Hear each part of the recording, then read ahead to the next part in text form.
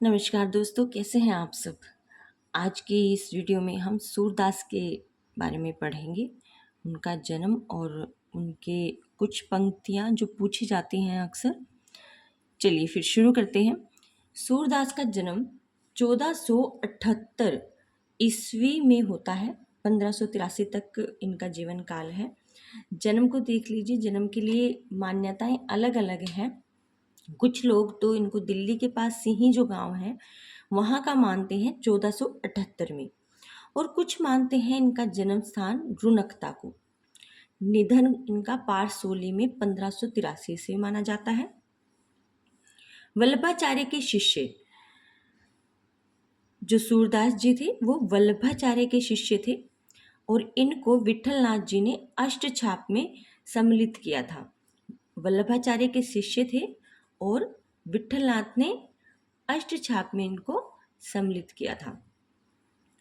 मुख्य ग्रंथ हैं इनके, वो हैं सूरसागर, साहित्य लहरी, सूरसारावली। ये इनके प्रमाणिक ग्रंथ हैं। 1107 पद हैं सूरसारावली में, 118 पद हैं इनके साहित्य लहरी में, और सूरसागर जो है वो 12 स्कंद में लिखा गया है, जिसमें माना जाता है कि 1.25 पद हैं, पर उसके अंदर जो उपलब्ध पद मिलते हैं वो 6000 हैं, और डॉक्टर ब्रजेश्वर वर्मा ने तो सिर्फ 4936 ही माना है, जिनको प्रमाणिक कहा जाता है। और आधार क्या है? सूरसागर का आधार है श्रीमद् भागवत पुराण। ये यहाँ ध्यान रखने की जरूरत है कि ये मद भागवत है, इसको मद भगवत गीता मत समझ लेना, ये पुराण है।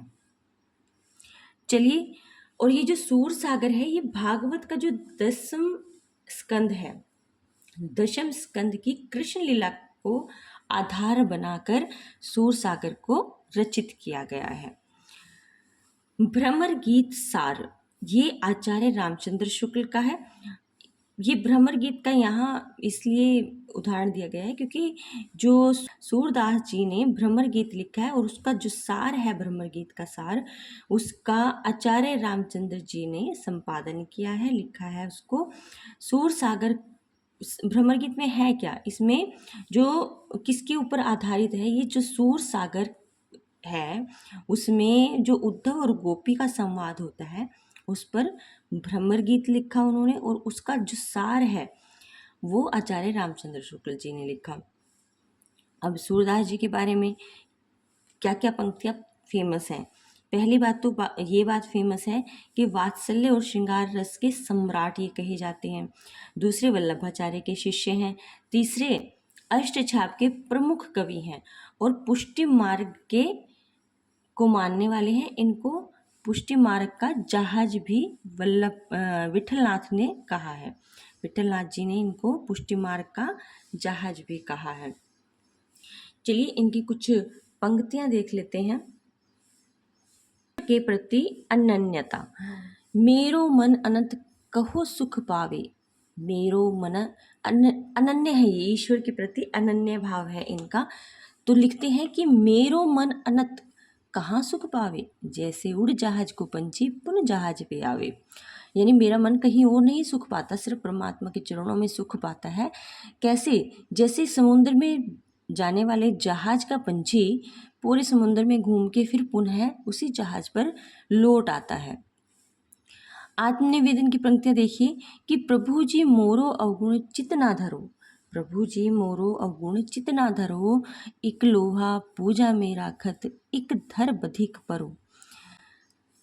पारस भेद भाव नहीं मानत, कंचन करत घरो। सूरदास जी क्या कहते हैं कि हे भगवान, मैं अवगुणी हूँ, पर मेरे अवगुणों को आप अपने मन में ना लाइए। एक लोहा पूजा में रखा जाता है और एक बधिक के घर, बधिक होता है कसाई, कसाई के घर पड़ा है। लेकिन पारस को थोड़ी पता है लोहा, वो तो लोहे को लोहा समझेगा और उसको खरा सोना कर देगा, वो पूजा में रखा हो या फिर बधिक के घर पड़ा हो। इसी तरह भगवान आप मेरे अवगुण ना देखिए, आप तो भगवान हो, गुणों के सागर हो, तो मुझे भी आप अपना लीजिए। ठीक है, ये इनका अर्थ है।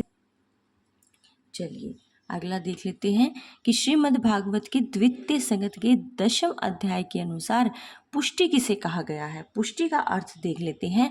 पुष्टि का मतलब है पोषणम तदनुग्रहम। पोषणम तदनुग्रहम अर्थात ईश्वर का अनुग्रह ही पोषण है। किसको पोषण माना गया है? परमात्मा के अनुग्रह को। अनुग्रह यानी कृपा को। अब इस पुष्टि मार्ग के भी आगे 3 जीव बताए गए हैं जो इसको पालन करते हैं। वो कौन कौन से जीव होते हैं? पहला जीव है पुष्टि जीव।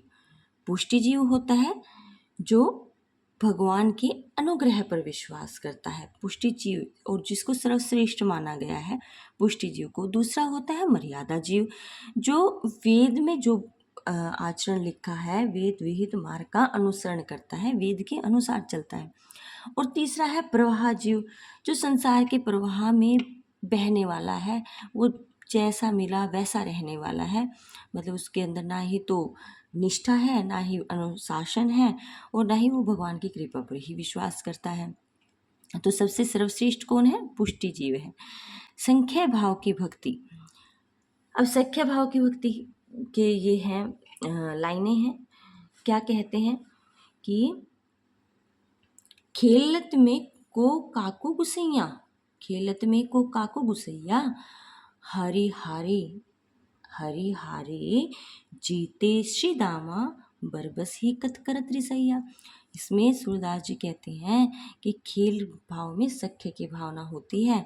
उसमें चाहे हरि हार जाए, भगवान श्री कृष्ण हार जाए, चाहे सुदामा जीत जाए, इसमें टेंशन लेने वाली क्या बात है भाई? बरबस क्यों तुम ऐसे रूस रहे हो? क्या दिक्कत है तुम्हें रूसने की? कोई बात नहीं है। ये सख्य भाव की उनकी। और सेवा भाव, सेवा भाव को भी इन्होंने 3 भागों में बांटा है। एक गुरु सेवा, संत सेवा, प्रभु सेवा। ऐसे प्रश्न बन सकता है कि क्या संत सेवा सूरदास जी के सेवा भाव में सम्मिलित है? क्या गुरु सेवा सूरदास जी के सेवा भाव में सम्मिलित है? ऐसे प्रश्न बनते हैं। पुष्टि मार्ग की आसक्ति देख लीजिए, ये भी 3 रूपों में है। एक स्वरूपा आसक्ति है, एक लीला आसक्ति है, एक भाव आसक्ति है। स्वरूप यानी भगवान के रूप में आसक्ति, लीला यानी जो उन्होंने आके लीलाएं की, काम किए, उन्होंने गोपियों के साथ लीला की या माखन खाया, कोई भी ऐसी लीला जिसमें भक्त उनको वर्णन करने में आसक्ति रखते हैं, वो लीला आसक्ति। और भावाशक्ति, परमात्मा मेरे हैं और मैं उनका हूँ, या मेरे सखा हैं, या मेरे पति हैं, या मेरे देवता हैं, वो वाली आसक्ति जब होती है उसे भावाशक्ति कहते हैं। भगवान का अनुग्रह, भगवान के अनुग्रह जिसके हम हैं, जिस परमात्मा के हैं, उसके बगैर हमारा कुछ भी नहीं है, वैसा अनुग्रह सूरदास जी ने किया है। और कैसे किया है, किन पंक्तियों में किया है, वो सुनिए कि जा पर दीनानाथ डरे, जा पर दीनानाथ डरे, सोई कुलीन बड़ो सुंदर। जिस पर परमात्मा की कृपा है ना, वही बड़ा कुलीन है, वही सुंदर है। सूर पर जा कृपा करे, जिस पर परमात्मा कृपा कर रहा है। सूर पतित, सूरदास जी कहते हैं कि पतित तरी जाए तनक में, चाहे कितना ही पापी हो वो भी जरा सी देर में तर जाएगा जो प्रभु ने डरे, अगर परमात्मा का सहारा वह ले लेता है। सायुज्य मुक्ति, सायुज्य मुक्ति का अर्थ क्या है? ईश्वर से एक ही भाव यानी एकता, यानी परमात्मा में सम्मिलित हो जाना, एक हो जाना परमात्मा के साथ, ये है सायुज्य मुक्ति। सायुज्य मुक्ति कब होती है? जब हम परमात्मा के साथ एक हो जाते हैं। तो आज के वीडियो में हम इतना ही करेंगे, बाकी वीडियो बहुत लंबा हो जाएगा। तो अगर आपको वीडियो पसंद आया हो तो लाइक कर दीजिएगा, और ऐसे ही वीडियो मैं अभी डालती रहूँगी जब तक असिस्टेंट प्रोफेसर की भर्ती नहीं हो जाती। अगर आप मेरे साथ तैयारी करना चाहते हैं तो जुड़िए इस चैनल के साथ। धन्यवाद।